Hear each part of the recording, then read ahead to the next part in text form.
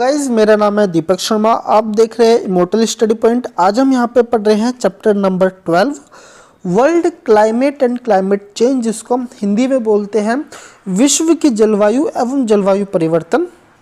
यह इस चैप्टर का चौथा पार्ट है। अगर आपने इसके बाकी के 3 पार्ट्स को नहीं देखा है तो सबसे पहले जाके उसे ज़रूर देखें।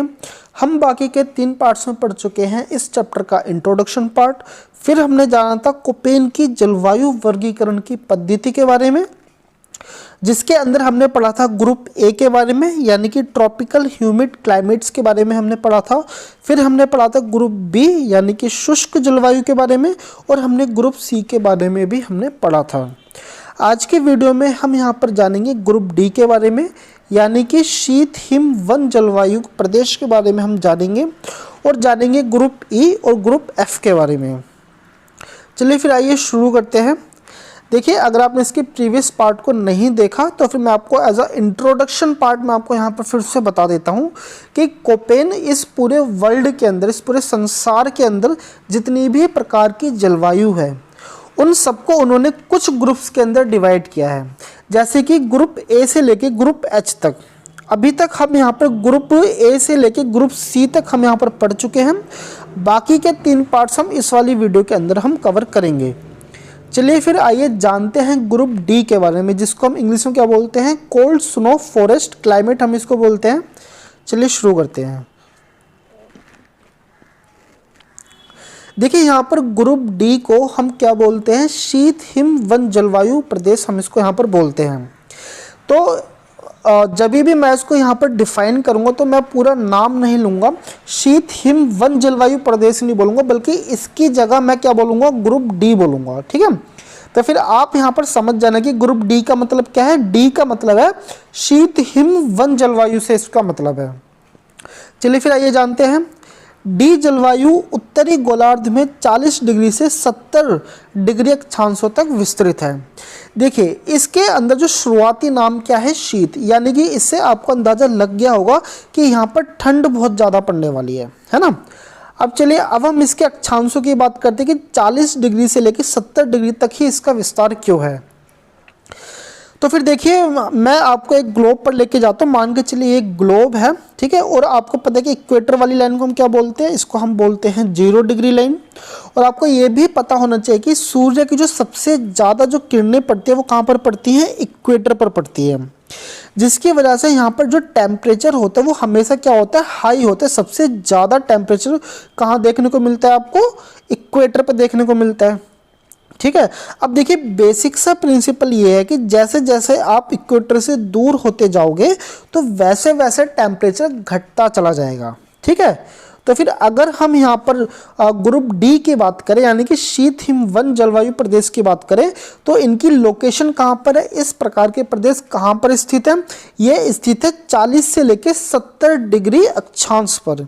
यानी कि इसका मतलब क्या है, अगर हम इस वाली डिग्री की बात करें तो 40 से लेकर 70 डिग्री तक, यानी कि इस वाले जलवायु प्रदेशों के अंदर जो सूर्य की जो किरणें हैं वो कम पड़ती हैं, जिसकी वजह से यहाँ पर जो टेम्परेचर है वो क्या होता है, बहुत ज़्यादा कम मात्रा में आपको देखने को मिलता है। ठीक है, अगर हम इस जलवायु प्रदेश की बात करें कि भाई इसके अंदर कौन कौन से कॉन्टिनेंट पड़ते हैं, तो फिर देखिए, इसके अंदर आपका यूरोप आता है, एशिया आता है, उत्तर अमेरिका आता है। ठीक है, तो इस तरह के आपको महाद्वीपीय क्षेत्र आपको देखने को मिल जाते हैं। अगर हम यहाँ पर बात करें कि डी जलवायु को हम यहाँ पर 2 प्रकारों में हम बांट सकते हैं। तो देखिए, ये जो डी जलवायु है, एक मिलती है आपको एफ टाइप की, यानी कि डीएफ टाइप की, और एक मिलती है डीडब्ल्यू टाइप की। ठीक है, तो फिर आपको यहाँ पर पता होना चाहिए कि एफ का मतलब क्या है या फिर डब्ल्यू का मतलब क्या है। तो देखिए, मैंने आपको पहले भी बता चुका हूँ कि यहाँ पर जो एफ का जो मतलब है, इसका मतलब है कि आर्द्र जाड़ों से युक्त ठंडी जलवायु। ठीक है, मैंने आपको पहले भी बताया था कि एफ का मतलब क्या है कि यहाँ पर शुष्क जलवायु नहीं है। एफ का मतलब क्या है कि शुष्क जलवायु नहीं है, इसलिए यहाँ पर क्या यूज हुआ है, आर्द्र जाड़ों से युक्त ठंडी जलवायु। ठीक है, और ऐसे ही यहाँ पर डब्लू से क्या मतलब है, डब्लू से मतलब है शुष्क जाड़ों से युक्त ठंडी जलवायु। ठीक है, अगर आपको ये आपको अगर स्मॉल अल्फ़ाबेट्स के बारे में नहीं मालूम तो आप इसकी जो प्रीवियस जो मैंने वीडियो बना रखी है आप प्लीज़ उसे जाकर ज़रूर देखिए। चलिए फिर आइए जानते हैं डीएफ टाइप की जलवायु के बारे में। ओके, डीएफ जलवायु सीएफबी जलवायु यानी कि समुद्री पश्चिमी तटीय जलवायु और बीएसके जलवायु से ध्रुवों की ओर पाई जाती है। तो देखो, पहली बात मैं आपको बताऊं कि डीएफ जलवायु की लोकेशन कहाँ पर है, तो आपको यह समझना पड़ेगा कि सीएफबी यानी कि सीएफबी को हम क्या बोलते हैं, हम इसको बोलते हैं समुद्री पश्चिमी तटीय जलवायु। तो डीएफ जलवायु की लोकेशन कहाँ पर है, इसको जानने से पहले आपको पता होना चाहिए कि सीएफबी टाइप की जो जलवायु है इसकी लोकेशन कहाँ पर है। ठीक है, क्योंकि जो डीएफ टाइप की जो जलवायु है इसकी लोकेशन किसके ऊपर निर्भर करती है, ये सीएफबी के ऊपर निर्भर करती है। ठीक है, तो फिर आपको सीएफबी जलवायु को जानने से पहले आपको पता होना चाहिए कि सीएस टाइप की जलवायु की लोकेशन कहाँ पर है।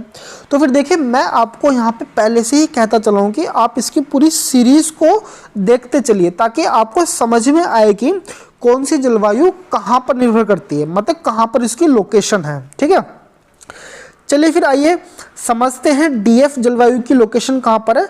लेकिन इससे पहले मैं आपको बताऊंगा कि सीएस टाइप की जलवायु ये कहाँ पर देखने को मिलती है। ठीक है, चलिए फिर आपके सामने यह एक मैप है। तो जो सीएस टाइप की जो जलवायु है इसको हम हिंदी में बोलते हैं भूमध्य सागरीय जलवायु, हम इसको बोलते हैं। ठीक है, अब आपको ये पता होना चाहिए कि भूमध्य सागरीय जलवायु, देखिए आपके सामने जो इक्वेटर वाली लाइन है ना, इसको हम हिंदी में भूमध्य रेखा भी हम इसको बोलते हैं। ठीक है, भूमध्य सागरीय जलवायु शुरू कहाँ से होती है, देखो आपके सामने ये जो पूरा जो नीला नीला दिख रहा है, आपको पता है ना क्या ये है हमारा समुद्र का पार्ट। ठीक है, तो भूमध्य सागरीय जलवायु ना इक्वेटर से ही शुरू हो जाती है। ठीक है, लेकिन अगर हम इसके एक पर्टिकुलर एक लोकेशन की बात करें तो इसकी जो लोकेशन पड़ती है वो पड़ती है 30 से लेके 40 डिग्री अक्षांशों तक। ठीक है, यानी कि 30 से लेके 40 डिग्री अक्षांशों तक। ये वाली जो लाइन मैं आपके लिए खींच देता हूँ, देखिए ये वाली जो लाइन है, इस वाली लाइन में पर्टिकुलर इस टाइप की जलवायु आपको देखने को मिलती है। किस टाइप की, सीएस जलवायु आपको यहाँ पर देखने को मिलती है। लेकिन ये शुरू कहाँ से हो जाती है, ये इक्वेटर से ही शुरू हो जाती है। ठीक है, तो ओके, तो आपको पता चल गया ना कि जो सीएस टाइप की जो जलवायु है यानी कि भूमध्य सागरीय जलवायु, ये इसकी लोकेशन कहाँ पर है, इसकी लोकेशन है 30 से लेके 40 डिग्री। लेकिन शुरू कहाँ से होती है, इक्वेटर से ही शुरू हो जाती है। ठीक है, चलिए फिर तब मैं आपको यहाँ पर बता चुका हूँ सीएस। ठीक है, अब मैं आपको यहाँ पर बताता हूँ कि सीएफबी टाइप की जो जलवायु है यानी कि समुद्री पश्चिमी तटीय जलवायु है, इसकी लोकेशन कहाँ पर पड़ती है। ठीक है, चलिए फिर अब देखिए, जो सीएस टाइप की जो जलवायु थी यानी कि भूमध्य सागरीय जो जलवायु थी, इसकी लोकेशन कहाँ थी, मैंने बताया आपको 30 डिग्री से लेके 40 डिग्री तक, यानी कि आपका यहाँ से लेके यहाँ तक की इसकी लोकेशन है। ठीक है, अब देखिए, अब जो हमारी जो समुद्री पश्चिमी तटीय जलवायु है यानी कि जो सीएफबी जलवायु है, ये कहाँ से शुरू होती है, ये होती है 40 डिग्री से लेके ध्रुवों की ओर। देखो मैं आपको लाइन खींच देता हूँ। ठीक है, मान के चलिए ये है 40 डिग्री। ठीक है, यहाँ तक किसकी लोकेशन थी, ये थी सीएस जलवायु की सीमा। ठीक है, अब जो सीएफबी ये वाली जो जलवायु है, सीएफबी जो जलवायु है, ये कहाँ से शुरू होती है, 40 डिग्री से लेके ध्रुवों की ओर। ठीक है, अब ये ध्रुव कहाँ पर है, तो देखो इस वाली लोकेशन को, इस वाली जगह को हम बोलते हैं ध्रुव। ठीक है, तो जो सीएफबी जो जलवायु है वो 40 डिग्री से लेकर ध्रुवों की ओर तक आपको देखने को मिलती है। ओके, चलिए फिर आपको यहाँ पर देखो क्लियर हो गया ना कि सीएफबी जलवायु कहाँ से देखने को मिलती है, ये मिलती है सीएस जलवायु से लेकर के ध्रुवों की ओर, यानी कि पोलर एरिया की तरफ इस टाइप की जलवायु हमें देखने को मिल जाती है। ठीक है, ओके, तो फिर मैं आपको यहाँ पर बता देता हूँ कि बीएसके जलवायु यानी कि मध्य अक्षांशीय स्टेपी, इस टाइप की जलवायु हमें कहाँ से लेकर कहाँ तक देखने को मिलती है, तो देखो ये हमें देखने को मिलती है 35 डिग्री से, यानी कि 35 डिग्री से यहाँ से लेके 60 डिग्री तक, यानी कि यहाँ तक। ठीक है, यानी कि सब ट्रॉपिकल हाई से लेकर सब पोलर लो तक। लोकेशन क्या है इसकी, BSK की इसकी लोकेशन है 35 डिग्री से लेके 60 डिग्री तक। ये जो अक्षांशीय रेखा है यहाँ तक इसकी लोकेशन आपको देखने को मिल जाती है। चलिए जी, ओके। तो फिर आपको यहाँ पर पता चल चुका है कि CFB टाइप की जो जलवायु है इसकी लोकेशन कहाँ पर है। मैंने आपको कहा था CS से लेके ध्रुवों की ओर, ठीक है। तो वैसे ही ये जो आपको जो DF टाइप की जो जलवायु देखने को मिल रही है, ये जलवायु कहाँ से देखने को मिलती है, ये CFB से लेके कहाँ तक, ध्रुवों की ओर। अब आप यहाँ पर कह सकते हो कि भाई कुछ समझ में नहीं आया कि ये DF की ये लोकेशन कहाँ पर है। तो फिर देखिए DF की कोई पर्टिकुलर एक लाइन नहीं है कि भाई मैं कह दूं कि इस लाइन से लेकर ध्रुवों की ओर तक है, ठीक है। पर्टिकुलर जो एकदम जो एक्यूरेट जो लाइन है वो है CS की, ठीक है, कि भाई जो CS टाइप की जो जलवायु है यानी कि भूमध्य सागरीय जलवायु है, इसका जो विस्तार है 40 डिग्री तक, ठीक है। फिर 40 डिग्री के बाद अगर हम CFB की बात करें यानी कि समुद्री पश्चिमी तटीय जलवायु की, तो ये है 40 डिग्री से लेकर ध्रुवों की ओर।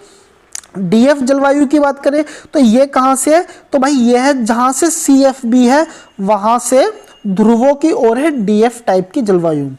यानी कि हम कह सकते हैं कि जो DF टाइप की जलवायु और जो CFB टाइप की जलवायु है, इनकी जो सीमाएं हैं वो कैसी है, वो मिश्रित हैं, इनकी बाउंड्रीज मिक्स है यहाँ पर, ठीक है। चलिए फिर आइए जानते हैं, आगे बढ़ते हैं। जाड़े ठंडे और बर्फीले होते हैं। तो देखो ये तो मैं आपको पहले ही कह रहा था कि जैसे ही आप अक्षांशों पे बढ़ते चले जाएंगे, यानी कि ये जो 0 डिग्री लाइन है, जैसे जैसे आप इनसे आगे बढ़ते चले जाएंगे तो वैसे वैसे ठंड भी बढ़ती चली जाएगी, ठीक है। तो DF टाइप की जो जलवायु है यहाँ पर ठंड बहुत ज़्यादा पड़ती है और यहाँ पर बर्फीले होते हैं। यहाँ पर बर्फीले मतलब इन द सेंस कि यहाँ पर स्नोफॉल बहुत ज़्यादा होती है ना। चलिए, वार्षिक तापांतर अधिक होता है। देखो अगर हम यहाँ पर एक वर्ष का वार्षिक तापांतर का मतलब आप जरा समझिए कि गर्मियों का सबसे गर्म दिन मान के चलिए जुलाई का महीना ले लीजिए, ठीक है। अगर हम यहाँ पर जुलाई की बात करें तो जुलाई का अगर टेम्परेचर मान के चलिए 1 डिग्री सेल्सियस है, ठीक है। आप बस अज्यूम कर लीजिए यहाँ पर जुलाई का टेम्परेचर पड़ रहा है 1 डिग्री सेल्सियस। और वहीं अगर हम इसके सबसे ठंडे दिन की बात करें, ठीक है, जो कि हो सकता है जनवरी में पड़ता हो या फिर हो सकता है दिसंबर में पड़ता हो, तो इसका जो सबसे जो ठंडा दिन हो सकता है, इसका सबसे ठंडा दिन हो सकता है -30 डिग्री से लेके -45 डिग्री या फिर 50 डिग्री तक इसका टेम्परेचर हो सकता है सबसे ठंडा।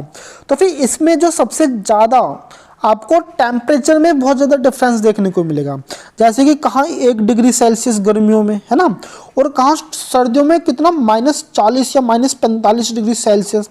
तो इसके अंदर डिफरेंस बहुत ज़्यादा है ना। तो इसी को बोलते हैं वार्षिक तापांतर क्या है, यहाँ पर अधिक देखने को मिलता है, ठीक है। चलिए फिर, मौसमी परिवर्तन आकस्मिक तथा अल्पकालिक होते हैं। देखो यहाँ पर क्या है कि मौसम में कभी भी चेंज हो सकता है। अगर आपको उम्मीद भी नहीं होगी, आप कह रहे होंगे कि भाई यहाँ पर मौसम काफ़ी साफ देखने को मिला, तो एकदम से अचानक, आकस्मिक का मतलब होता है एकदम से अचानक मौसम में चेंज हो जाता है।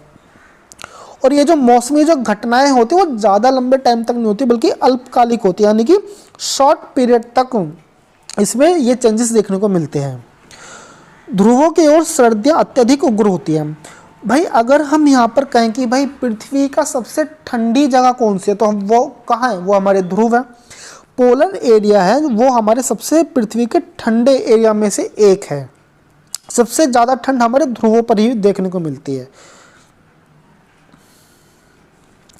चलिए जी, यहाँ पर DF टाइप की जो जलवायु है वो तो क्लियर हो चुकी है हमारी। अब हम यहाँ पर पढ़ते हैं DW टाइप की जलवायु। इसको हम हिंदी में बोलते हैं शुष्क जाड़ों से युक्त ठंडी जलवायु, ठीक है। तो हम इसके लिए जो शॉर्ट टर्म जो यूज़ करेंगे हम DW ही यूज़ करेंगे। चलिए जी, DW जलवायु हमें कहाँ देखने को मिलती है, तो जी ये हमें देखने को मिलती है उत्तर पूर्वी एशिया में, ठीक है। DW टाइप की जो जलवायु है ये हमें देखने को मिलती है उत्तर पूर्वी एशिया के पार्ट में हमें देखने को मिलती है। यहाँ पर जाड़ों में चक्रवात आते हैं और ग्रीष्म ऋतु में ये चक्रवात कमज़ोर पड़ जाते हैं। देखो होता क्या है कि जब यहाँ पर ठंड का मौसम होता है, सर्दियाँ जब आती हैं, तब यहाँ पर ना साइक्लोन बहुत ज़्यादा आते हैं, जैसे ही गर्मियाँ शुरू हो जाती है तो गर्मी शुरू हो जाने के बाद चक्रवात भी कैसे पड़ जाते हैं, काफ़ी कमज़ोर पड़ जाते हैं।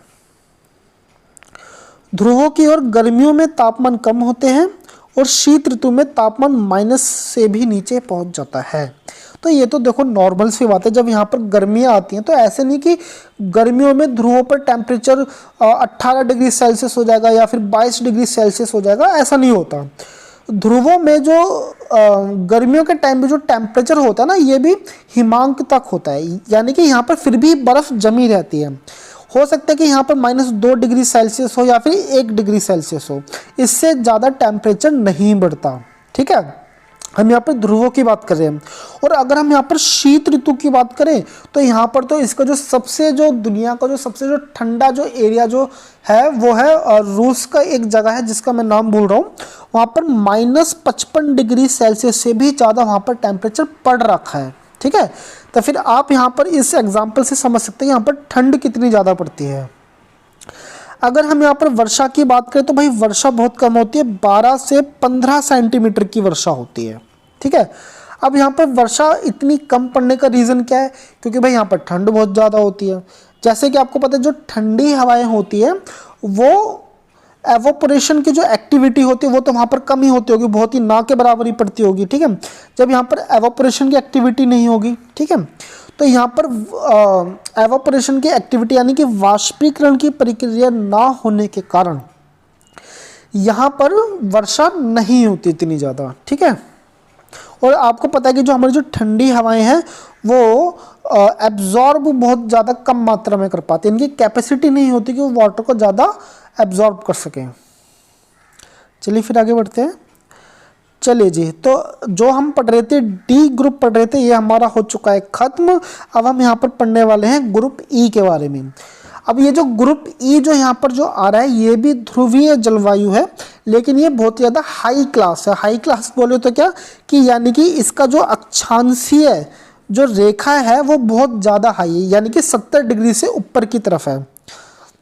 अभी तो हम पढ़ रहे थे 40 डिग्री से लेके 70 डिग्री पढ़ रहे थे, है ना। अब यहाँ पर ये जो रेखाएं आएंगी ये आएंगी 70 डिग्री से शुरू है और इससे ऊपर की तरफ जाएंगी, और यहाँ पर जो टेम्परेचर है वो और भी सबसे ज़्यादा यहाँ पर पड़ने वाला है। जैसे कि आपको पता है ये है 0 डिग्री लाइन। जब आप 70 डिग्री लाइन की बात बोल रहे हो 70 डिग्री, तो ये क्या है, इक्वेटर से बहुत ज़्यादा दूर है, तो यहाँ पर ठंड और भी ज़्यादा प्रचंड हो जाएगी। चलिए जी, तो ये जो ध्रुवीय जलवायु है यानी कि ग्रुप ई है, इसकी लोकेशन कहाँ पर है, ये है 70 डिग्री अक्षांशों पर ये पाई जाती है। ध्रुवीय जलवायु भी यहाँ पर 2 प्रकार की होती है, एक होती है ईटी जिसको हम क्या बोलते हैं टुंड्रा जलवायु, और दूसरी है हमारी ईएफ जिसको हम क्या बोलते हैं हिमटॉप जलवायु। चलिए एक एक करके जानते हैं इसके बारे में। ओके, ईटी जलवायु, टुंड्रा जलवायु का नाम काई यानी कि मॉसेस और लाइकन यानी कि इसको भी इंग्लिश में लाइकन ही बोलते हैं के नाम पर रखा गया। देखिए यहाँ पर जो टुंड्रा जो नाम रखा गया है वो काई, और वहाँ पर जो लाइकन जो पाई जाती है इसके नाम पर रखा गया है। ठीक है, काई क्या होती है मैं आपको एक इमेज के माध्यम से दिखा देता हूँ। देखो ये आपने देखो अपने आसपास भी देखी होगी, इस तरह की हरी रंग की काई होती है, इसको हम बोलते हैं काई। और इस तरह के एक तरह का ये बैक्टीरिया ही होता है, इसको हम बोलते हैं लाइकन, इसको ही बोलते हैं। तो इन दोनों के नाम पर ही टुंड्रा का नाम रखा गया है। ठीक है, चलिए आगे बढ़ते हैं। यहाँ स्थायी तुषार पाया जाता है। देखो यहाँ पर देखो फ्रॉस्ट क्या होता है, फ्रॉस्ट एक तरह की भी ये बर्फ़ होती है। ठीक है, और ये जो बर्फ़ होती है ये कैसी होती है, ये ट्रांसपेरेंट बर्फ़ होती है। तो यहाँ पर जो तुषार जो पाया जाता है वो परमानेंट पाया जाता है। ठीक है, ऐसा नहीं कि भाई गर्मी आ जाएंगी तो गर्मी के आ जाने से यहाँ पर फ्रॉस्ट नहीं पाया जाएगा, यहाँ पर फ्रॉस्ट हमेशा के लिए ही पाए जाते हैं। देखो यहाँ पर देखो, यहाँ पर आपके सामने एक इमेज है। ठीक है, यहाँ पर क्या, यहाँ पर बर्फ़ की चादर इतनी ज़्यादा बिछी पड़ी है। ठीक है, ये जो हाल होते हैं ये हाल कहाँ के होते हैं, ये ईटी के ही इस तरह की यहाँ पर कंडीशन देखने को मिल जाती है आपको। ठीक है, चलिए जी आगे बढ़ते हैं। यहाँ की ज़मीन स्थायी रूप से जमी होती है, जैसे कि मैंने अभी आपको दिखाया था। यहाँ पर ग्रीष्म काल में दिन की अवधि लंबी होती है। ठीक है, तो इसमें तो कुछ ऐसा बताने की ज़रूरत ही नहीं है। तो ये रहा सॉइल फ्रोजन का एग्जाम्पल। चलिए जब हम यहाँ पर जानते हैं हिमटॉप जलवायु के बारे में। हिमटॉप जलवायु को हम क्या बोलते हैं, इसको शॉर्ट में हम बोलते हैं ईएफ। ईएफ जलवायु ग्रीनलैंड और अंटार्कटिका के आंतरिक भागों में पाई जाती है, तो इसमें भी कुछ ऐसा बताने लायक नहीं है। इनकी लोकेशन, जो हिमटॉप की लोकेशन कहाँ पर है, ग्रीनलैंड और अंटार्कटिका की तरफ है। यहाँ पर गर्मियों में भी तापमान 0 से नीचे रहता है, ठीक है। अब देखिए इनकी जो लोकेशन है वो 70 डिग्री अक्षांशों से ऊपर है, जिसकी वजह से जब यहाँ पर गर्मियाँ भी आएंगी ना, तभी भी यहाँ का जो टेम्परेचर है वो हमेशा 0 डिग्री सेल्सियस से ही नीचे रहता है। यहाँ पर वर्षा कम मात्रा में होती है। यहाँ पर वर्षा कम मात्रा में होने का रीज़न क्या है, क्योंकि यहाँ पर एवोपोरेशन की एक्टिविटी कम होती है, ठीक है। दूसरा, यहाँ पर टेम्परेचर माइनस में हो जाने के कारण यहाँ पर हवा का जो टेम्परेचर है, हवा यहाँ पर इतनी ज़्यादा ठंडी होती है कि वो पानी को एब्जॉर्ब कर ही नहीं सकती, ठीक है, जिसकी वजह से यहाँ पर वर्षा कम मात्रा में होती है। यहाँ पर बड़े बड़े हिमखंड जल में तैरते हुए दिख जाते हैं। जैसे कि यहाँ पर मेरे पास एक इमेज है, देखो आपके सामने ये एक इमेज है, अंटार्कटिका की एक इमेज है, ठीक है। यहाँ पर देखो, यहाँ पर आपको बहुत बड़े बड़े बर्फ के पहाड़, आपको छोटे छोटे पहाड़ आपको देखने को मिल जाएंगे, बहुत बड़े ब्लॉक्स देखने को मिल जाएंगे जो पानी में ऐसे ही तैरते रहते हैं। चलिए यहाँ पर हमारा खत्म हो चुका है ग्रुप ई के बारे में, हम यहाँ पर पढ़ चुके हैं। अब हम यहाँ पर पढ़ने वाले हैं ग्रुप एफ के बारे में। तो ग्रुप एफ के बारे में भी ऐसे कुछ ज़्यादा खास बात नहीं है, बहुत इजी सा है। जैसे कि ग्रुप एफ को हम क्या बोलते हैं, उच्च भूमि जलवायु हम इसको यहाँ पर बोलते हैं, ठीक है। यहाँ पर आप ध्यान दीजिए कि मैं यहाँ पर बड़े कैपिटल एफ की बात कर रहा हूँ, मैं यहाँ पर छोटे एफ की बात नहीं कर रहा। छोटा अगर एफ होता तो इसका मतलब क्या है कि यहाँ पर ये शुष्कता वाला क्या होता है, प्रदेश होता, ठीक है। सॉरी माफ़ कीजिएगा, छोटे एफ का मतलब क्या होता है, छोटे एफ का मतलब होता है कि ये जगह शुष्कता वाली नहीं है, ठीक है, शुष्कता वाली नहीं है, बल्कि कैसी जगह है, आर्द्र जगह है, ठीक है। चलिए यहाँ पर बड़े एफ का यूज़ किया गया है, यानी कि कैपिटल अल्फ़ाबेट का यूज़ किया गया, जिसका मतलब है उच्च भूमि जलवायु। एफ प्रकार की जलवायु भूम्याकृति यानी टोपोग्राफी पर निर्भर करती है। देखो ये जो उच्च भूमि वाली जो जलवायु है, ये किसी भी जगह की टोपोग्राफी के ऊपर डिपेंड करते हैं। टोपोग्राफी क्या होता है, टोपोग्राफी का मतलब होता है आप अगर किसी पर्टिकुलर एक जगह की बात कर रहे हो तो वो जगह कैसी है, यानी कि वो ऊबड़ खाबड़ है कि वहाँ पर बहुत सारे पहाड़ देखने को मिल रहे हैं, ठीक है, घाटियाँ देखने को मिल रही है, या फिर वो जगह कैसा है, बिल्कुल प्लेन जगह है, ठीक है।